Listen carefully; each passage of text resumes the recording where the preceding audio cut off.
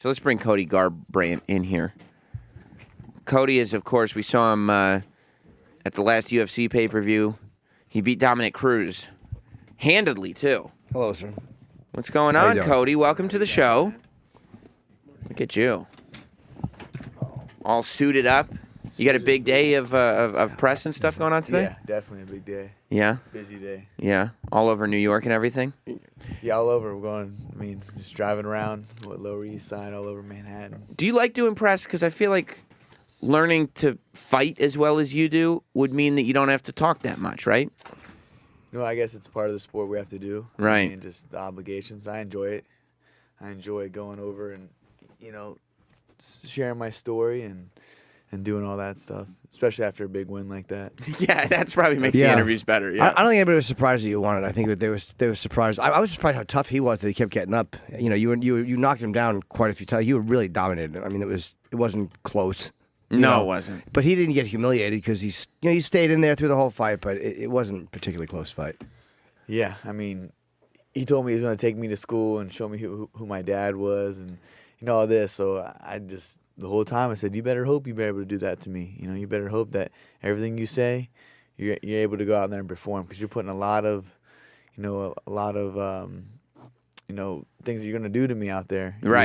You have to do. Back that up now. That's why I don't talk shit, because I figure it's better just to lower expectations. Yeah, exactly. I wouldn't be good at selling fights. I'd be like, well, I'm going to go in there, we'll see what happens, but I'm probably going to lose. And then if I win, people are like, wow, that was a nice surprise. Under promise, over deliver. Yeah. Yeah, either way, what do you say or don't say, people are going to love you or hate you. Right. You're going to have to go out there. I truly believe that I'm going to go out there and knock everybody out. I'm going to try to. Well, when you're in a fight like that, right? Because if those who didn't see the fight, it was like it went all 5 rounds. But like Jim said, you were dominating. You knocked him down a ton of times. He kept getting back up. When a guy is not getting knocked out, when you think he should be getting knocked out, does it mess up your psychology? No, I let him in the fight. I let him stay in the fight. There's multiple times his eyes rolling the back of the head, and I could have jumped on him, but I was just in the present state of my mind, and I was having fun in there. It was my first title fight. It seemed like you were having a good time. I was, man. You're that was pop-locking. myself. That's myself. I'm always dancing in the gym, having, enjoying life, and it's something I look forward to, for so long. But most people don't enjoy life when they're like, hey, Dominic Cruz, unless you beat the shit out of this guy who's in front of you, he's going to take your title from you. You know what I mean? If I were in that situation, I wouldn't be able to enjoy life. Yeah, I knew I was up in the scorecards and, the damage. And just going off damage, from seeing them. And So you purposely didn't finish the fight? yeah. How come? I just, like I said, in present state of my mind, I was having so much fun in there. There's a couple times that I could have jumped on him. Yeah. And finished him, but for whatever reason, the mental switch in my mind was just like. I wondered why, too. There was one time where he went Enjoy down it. and you didn't jump on him. I wonder if he thought he knocked him out or if he just... Did you want it to last? Did you just want, you know what? I'm not ready for this fight to be over. I'm having a good time. All week, I was constantly reminded, by my teammates, coaches, peers, even myself, in my inner mind, about, living, enjoying it all. Yeah. You only get one first title shot, and against a, legend like that. Yeah. Against someone that's so dominant and has been such a great fighter and consistent of being a champion. And I was just having fun in there. I knew it was my fight when the first time I hit him with a hard shot, and I just knew that was my fight. Just get my timing, my rhythm, and get out there and, like my coach said, swag on him. Do you dislike him? You know what? I have to respect him. I respect all my opponents, especially the way he handled defeat. But he knew he had to do that. He's seen it. He's a broadcaster, so he's seen how the media and people, the fans, will take to someone that's not kind after a defeat or acts different, So he had Acting like he's a sore loser or whatever, He had to eat that, that humble pie, like I said I was going to give him. But you were happy to feed him humble pie. I was very happy. Yes. Fist, elbows, knees, kicks, all of it. It was all humble pie. Serving it out for 5 rounds. And Ronda hasn't talked to anybody. It's got to be because you're undefeated, and when you're undefeated and you lose, it changed. I think it changed her psyche or the way she sees herself because she hasn't talked to anybody. Yeah, when you're such a dominant champion and you're on top of the world, and I don't know if she let it get to her head. I don't personally know her like that. I don't know. I'll always believe you have to be a humble person, and especially in this sport, we're constantly reminded that we're human. You get hit in the body, you're hit in the head, and you're human. You got to stay humble, and I don't know that she let some things get to her head or what, but I know I'm undefeated. I'm the world champion, undisputed champion right now, but I've lost a lot in my life, you know, to prepare me for if I were to fall. If I were someone, you know, I got the X's on my back, everyone's trying to get me. And I'm prepared to go out there and defend my strap as many times as I can. But I'm also prepared to, you know, handle myself when a loss happens. So you're not worried that, because you're 11-0 right now, you're not worried that because inevitably people lose fights, right? That's just part of the sport. Oh, yeah. You're not worried that when that day comes, you're going to, like, buckle under that psychological pressure? No, I mean, I'm living a dream. This is a dream I held on to for so long. Came over so many obstacles, adversity, just like anybody in life. But there's a reason that I'm here, you know, so I'm just enjoying it all, you know, coming and seeing you guys bright and early in the morning. Right. You know, I'm enjoying it all, but like I said, I could get where that would be enjoyable. I would enjoy that. if I were to lose, okay, I've lost before. I lost a lot more than just a fight, you know, so I look at it like that. What have Like, you lost? Friends, you know, family, I don't know, a lot. Dreams, lifelong dreams as a kid, you know, of being the greatest wrestler, you know, or having some vision, you know, of being a college, you know, wrestler and going to the Olympics. And, you know, it's crazy how sometimes your path changes, you know. So is that so that was your dream growing up? You wanted to be like a great amateur wrestler? For the longest time, I remember my mother put us in wrestling at 5 years old, you know, and she took us all over the country, you know, with my adopted father at the time. We would travel around in the minivan and just wrestle at all the tough nationals, you know, save up as much money as we could and go to the tournaments, the summer camps, and all that. I remember Christmas, we'd get wrestling singlets and shoes, and I'd wear them to bed. You know, I'd be so happy as a kid just to get wrestling shoes and singlets or money to go to wrestling tournaments. That was my first true love, was wrestling, and my uncle was a boxer, and so we transitioned into that. Why didn't the wrestling thing pan out, though? Like, how did you lose that dream? Because you said it was a loss. You know what? I think I was very, you know, successful. I was a freshman state champion in Ohio. The next year I was, the next year I was a sophomore. I don't know if I was as hungry or I almost felt like I was fast forward. I wasn't living in the present state. So it felt like that whole year just flew by. And I ended up getting beat in the state finals by the kid that I beat my freshman year. Not that I lost and it put a bad, you know, I was a sore loser or anything. I was boxing at the time. I fell in love with boxing too at the same time, and I just liked the primal instinct of boxing, what it gave, and wrestling was fun for me. But I kind of, you know, when I was about 15, 16, I kind of switched into boxing, really loving boxing, and having fun with it. It was like the beginning of wrestling because it was new. We were traveling all over the country, Right. boxing with my uncle, and Plus, there's probably a little more money in boxing and MMA than there is in amateur wrestling. for my mindset, it was just the pureness of going in there and fighting someone, you know, and just knocking someone out. I loved it. You know, wrestling, you can only get so physical. I mean, wrestling is one of the most physical, and I think it's the toughest sport, you know, amateur you can do. But boxing was just pureness. It was sweet science, just setting someone up with some, you know, punches, combos, and knocking them out. I remember my first fight when I was 14. And I was hooked, instantly hooked, and I haven't looked back since then. It's amazing to me to anticipate where somebody's going to throw a punch. Like, I would just flail. You would, right? Yeah. Yeah, I would just flail. Just trying to defend yourself from every conceivable, like, all at once. Yeah, you go into panic mode. Yeah. You just kind of go into panic mode and defend yourself by swinging your arms wildly. It's humiliating. I don't think you or I are natural-born fighters, to tell you the truth. I don't think that instinct is in us. But are people natural-born fighters, or is it something you just have to learn to do? I don't know. I think everybody has fight in them. I mean, with whatever fight it is. I probably have more flight Yeah. than Yeah. Fight or flight. Yeah. Yeah, it's either fight or flight. Yeah. I can't see myself doing well. Do people get pissed at you? Because, like, I was watching the fight, and, like, when you're dancing in the middle of the fight, especially when you're both standing, and you're literally, like, just doing little dance moves and stuff, I feel like that would, like, I know the people I was watching with, half of them were like, oh, that's disrespectful. What the fuck is he doing? Like, fans, I'm sure. Were they annoyed watching? They were. Yeah. Some of them were annoyed. Yeah, But it's I have fun. to imagine that opponents would be furious by that.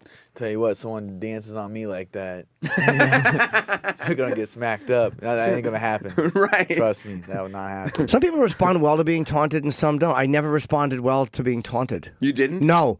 What would you do if you were taunted? Like, I remember I was playing, like, I was wiffle ball with my friend, and he kept yelling "Strikeout King," and I would kept swinging and missing. You did? Yeah, and nothing motivated me to actually hit the ball. Yeah, I just missed more. When I guess it was the same way, because I remember going a bowling on a school trip. I might have told this story before, and like the everybody that I was there with just started chanting "Gutter Sammy, Gutter Sammy," and I kept hitting gutter balls. And I went back to sit down, and my mom was there, and she was like, "Well, at least they were cheering you on."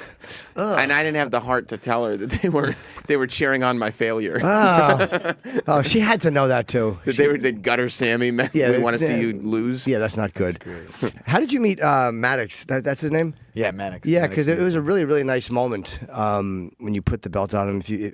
Right. I don't know. I know you know him, but I don't know how. Yeah, very rewarding. Very rewarding moment in my life and for his life and his family.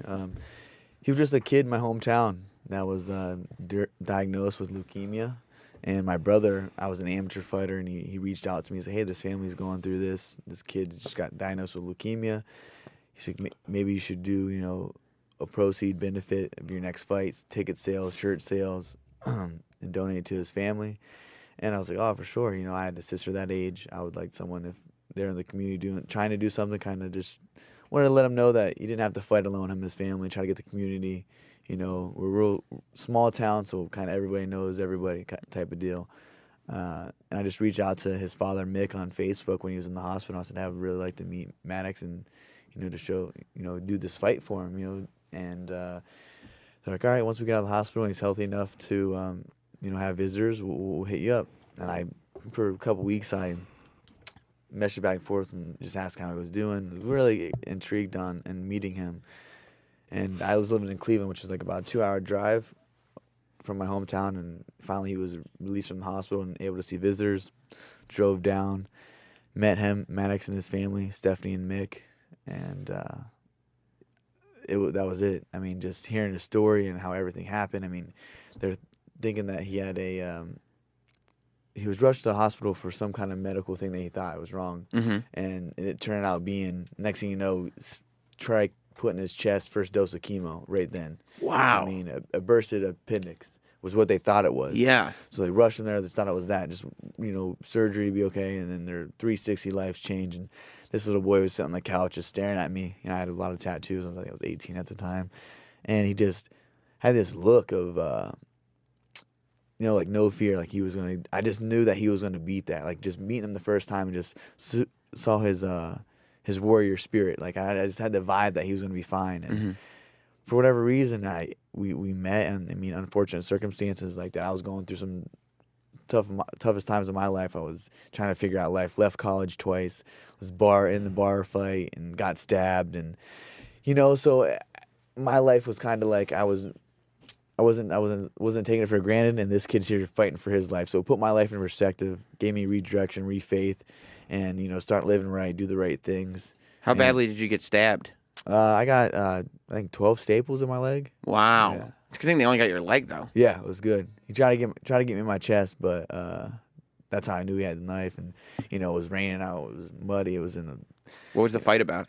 Man, I think just Trump. alcohol. Yeah, just alcohol. I mean, it was crazy. I was there picking some friends up, and one thing led to another, big old brawl, and caught in the really wrong time, wrong place. What were you in college for? I went to college in South Carolina, Newberry College. It was a Division II school. Went there for wrestling. Didn't really have a plan in wrestling. After my sophomore year, I quit wrestling. I was hurt the next year, and then I got kicked out of school, basically kind of framed on my senior year. Went to a rival school. What do you mean you got framed for what? Man, it was just a fight. We got in a fight over this. It was really a long story, but got in a fight with the guy during 2 days football. The guy came down, ended up whooping his ass. Next thing you know, superintendent, principal's there, ready to suspend me, and they're the one that begged me. I didn't even want to play football that year. They begged me to come out. Call my mom's house like 6, 7 in the morning every day. We gotta have you come out. I was returning all Ohio, and I just didn't want to play football. I wanted to box. That's what I wanted to do. I wanted to fight, and finally I was like, all right, okay, I'll come out. I'll come out and finish up my last year of football. It was my senior year. Ended up that happening. They were trying to suspend me from school, suspend me for like 5 football games. I'm like, you guys came out here. I remember my coach saying that. I'm backing you on this. We're doing everything we can. I'm like, this dude don't even go to the school. He's, he came down here. I told him we can talk or whatever it was about. He wanted to fight. I kicked his ass, and we went on from there. You know, and we got suspended from school. I was adopted when I was 10 by my mom's ex-husband. So he lived in the rival school district. So I switched custodies. I'm like, man, screw this. I'm out. I'm switching custodies. Went and played football At the rival at team. the rival school. We smashed them. And then the wrestling program was really weak. I remember my brother having to call my brother for drill partners and someone that, you know, get physical with, go live, you know, get after. I wanted to be a state champion again. You know, and on the early, you know, mindset, getting back into it. And I just remember how he was in swing shift in coal mines. He worked in the coal mines. He's 10 months older than me. So he would come out covered in coal and shower and then wrestle with me. And he was huge. He was over 200-some pounds. Jesus. I was wrestling, I think, 135, you Wow. know. So I didn't have no training partners, and I was like, you know what, I'm done. I'm not gonna wrestle anymore. I'm not half-assing it, you know. So I tried to transfer back. I switched custodies back to my mother in season. And how old are you switching custodies back and forth like this? I was just 18. I was 18. And how do you know, like, how does an 18-year-old realize that you could, if you just start switching custodies back and forth, you can do this? Because, like, when I'm 18, I'm not nearly smart enough to figure out that there's those kind of options. I'm street smart. That's you know? it. I'm street smart. So we grew up like that. We had to. We're survivors. So Just I figure thought I out was what gonna. the next scam is. Yeah, I thought I was gonna, you know, pull a quick one. Right. Go back and wrestle for the hometown. You know, get the state title, bring it back. You know what I mean? Have everybody love me again. And you know, the OHSA said the in-season transfer had to be 50 miles away. Even with, I was like, man, even switching custodies. So they suspended me for that year. I couldn't wrestle the whole year. So I was like, all right, I'm gonna fight. I fought my ass off. I probably fought the most in my senior year than I did boxing and cage fighting. Oh. And then I had a I thought fight. you just meant, like, I'm just going to pick fights with No, kids. no, Get out of my system. Licensed fights. Oh, okay. Yeah, licensed fights. Why your mom's boyfriend, like mom's husband? What's that? Why your mom's husband? What I And like not her. What's that? Like, why You did said he adopted you? Yeah, why did he end up Well, my mom adopting was you? my mom, but Right. they were together and they got married. Oh, so, okay. so my So that father's way- been so in your dad- prison. Right. So he adopted me and my brother when we were. I mean, we didn't have a father. Our father didn't sign and come was in our life. What was he in jail for? So, a lot of charges. I mean, you can list. I think his last charges were like around 9 different charges. Wow. And was he in and out? In and out my whole entire Yeah. life. But this is, you know, he's done a lot of, a stint of time. I think he's been in for 12 years now, 10 or 12 years straight. Do you talk to him? You know, crazy. I don't. I had a relationship, not even a relationship with him. He had a younger brother. My brother's 10 now. And I'm a family person. I'm close to my family. I just wanted to meet him, so I went out there and when he had custody of him. You know, my dad was crazy, just a crackhead. I mean, did anything to get high. You know, one of those kind of people. And I was so just astonished that the state of Ohio would give him custody of a child. You know what I mean? Right. I couldn't believe it. I really couldn't. So I just wanted to go out there and make sure that, you know, he was okay. I would take him toys and see him. And, you know, but I didn't have a relationship with my father. The only real relationship I had was, you know, selling drugs to him when I was younger. You know, we sold weed to him. And To your that was, dad? yeah, that was it. I remember that's the only time. But I'm bringing this up because I don't have a relationship with him. But I spoke to my grandfather, his father. Yeah. And real close with them. We grew up. They always were in our lives. He's like, yeah, you know, your father, you know, he's in prison. He goes, the guards let him watch a little bit of the fight, you know. So, I mean. So he's aware of what you're doing. Oh, exactly. Yeah, he's definitely aware. It's crazy. My other uncle, Uncle Mike, is actually in the same penitentiary. Really? As him, and he actually was in for like 3 or 4 years with him, and then got out and was like, you know, telling me how proud John is of us, and you know how much he loves us. And like, I really don't know the guy, so I don't love him or hate him. You know, that's cool. I had a better relationship with Mike, but actually Mike's back in prison. Was out for like a year. So with all that going on around you, does that like encourage you to stay on a straight and narrow so you don't end up there, or do you end up falling into habits if you're not watching yourself? You know what? At a time in my life, I started going down that road. Yeah. You know, I started going down that road, and that's when a string of events, getting stabbed kind of put me in perspective, meeting Maddox, you know, living with purpose, fighting with purpose, you know, doing more than just living, you know, knowing that I have a talent and I'm blessed with this talent. I have this dream and I have the courage to chase it. And, you know, leaving college twice was something that really, you know, the time that I was like, man, what am I going to do with my life? I'm going to sell out and go to the coal mine. My dream has been to be, a wrestler and a fighter, more so a fighter towards the later part of my, adult, younger adult years. I remember sitting down. I went to coal mining school. I'm like, all right, I'm going to go to coal mining school. What's coal mining? I didn't know they had coal mining school. You get to go get your certificate to be a coal miner, learn basically all the safety. Like, all right, well, this big old chunk of 2,000 pounds of coal falls on you and you're dead, or you get ran over by the operator. Basically all the safety shit. Yeah, here's all the stuff that can kill you down here. What do they say to do Yeah. if it collapses? Is there advice they give you? Like, okay, this is what you do. What you're supposed to do if it collapses? Man, kiss your little ass goodbye. Yeah, I mean, just that's wait. that's where your flight instincts come Yeah, in. You that's- run as quick as you can. It's crazy. I mean, coal mining is that those are just some tough son of a guns. My Yeah. brother did it. I come from a long line of coal miners, and there's a coal mine in my town. A lot of my friends do it. So I was like, all right, you're 18. You come from that. You got to be a man and get a job. So I did that. I remember getting a job interview for Consol Energy, which is a huge coal mining company.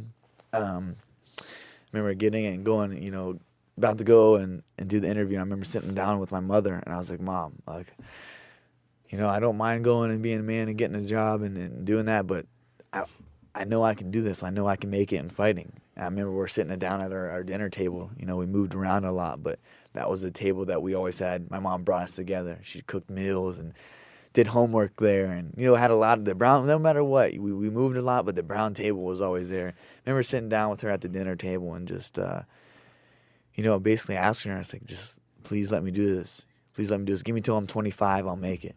Give me till I'm 25, and she's what she's always told us. Everything, she put us in every sport, never let us quit until the end of the season. And then if you don't want to go out next year, don't go out. She goes, do it with 100% and do it with passion. Do it as hard as you can, 100%. And if you do it, you do it. Give it your best. And I was like, I will.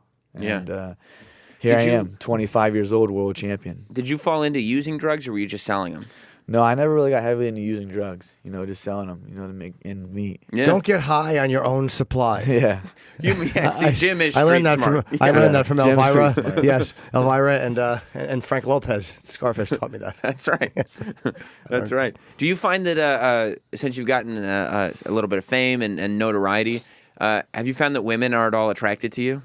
Women? Yeah, yeah. I think both genders, are, so that's fine. You Oh, are there you got dudes hit on by hitting you? both? Yeah, oh yeah. Yeah, man. Hey, it's all love for me. Love is Well, I mean, love. you're a very well groomed, Yeah, I try to well take care of manicured myself. dude. Yeah. Try to take care of myself. I mean, I'm fortunate with I got a great woman, stands by my side and Is it tough to puts up stay in- faithful No, with all the guys knocking? Yeah, that's the hardest part. Yeah. No, man, like I said, I know I got a good woman, and I know I'm not going to find a better woman than her that's going to take my shit, take care of me, and be there for me, as a best friend. We met earlier this year, and I've been in fight camp the whole year, so she's basically lived this relationship as a fight wife or fight girlfriend, I'm supposed to say. So 4 fights, 4 fight camps. She's been there 110%. I'm very fortunate to have her. But yeah, it's easy to stay faithful. I mean, I have a best friend in her. So what do you do when you got to sleep and they want to go out or they want to come home late? It's just got to be annoying to have to live with somebody when you have to get up and they don't. Right. She knows. She's half Thai. Her father lives in Thailand, so she goes over and trains in Thailand and does Muay Thai kickboxing. So she's very healthy, active, knows how important rest, sleep, nutrition, is. And she doesn't go out. She doesn't go out. I mean, she lives in Vegas. So it's pretty. Kind of crazy. Right. Exactly. Yeah. Exactly. You tell me I would a fall lot in love to with a do. Vegas girl that lived in Vegas and worked in the industry. I would be no way, but she's amazing. I don't attract nice women like that. I attract women like last night who want to come over at 12. I'm like, I got to get up at fucking what are you doing? Yeah. I've told you this before. 3 nights in a row I told her. I work in the morning. 10 or before. She's like, yeah, can I come over at midnight? I'm like, no, you can't. She keeps asking. That's the worst. You're like all tired and you're gonna try to entertain them. It's like Yeah, I'm a bad, and it's not because they want to see me. It's just that she has so little regard for what I've told her before she forgets that Or I have she to get doesn't up. care. Yeah, she doesn't give a shit. Right. She doesn't care at all. Yeah, she doesn't even remember that she asked you last night, and you were like, "No, I can't." No, not at all. Because I tried texting dirty with her after. Yeah, no, I was being selfish. I'm like, I stay at the party. I'll text dirty with you, and then she just started ignoring me. I'm like, fuck. Oh, you were sending dirty texts that were getting ignored? Yeah, That's the worst. That's the worst. That's terrible. yeah. You're like checking your phone every time you see the ... And you're like waiting for it to reply, and she never does. And you're Right. It just deletes eventually. And I know a girl who would do this, which was very funny. She said if a guy sent her something dirty, she would actually like just put a letter or whatever, so the ... showed up, and then she'd go to bed. So they're checking it all night. He kept thinking that she was responding. It was a great move. oh, that's great. Well, Cody, UFC 208 is February 11th at the Barclays Center, and it's a huge show because it's only the second New York show, and That's it's the right. first at the Barclays. Yeah, Holly right? Holm versus Jermaine Duranime and Travis Brown versus Derek Lewis. It's a really good card. Yeah, yeah. I would imagine if you can get tickets, you can try. They're going to go very, very quickly. I know Madison Square Garden was like next to impossible to get tickets, so I can only imagine that Barclays is going to be equally tough. It'll be February 11th, and you can follow Cody on Twitter at Cody_no love. It was good talking to you. Yeah, thanks for having me in.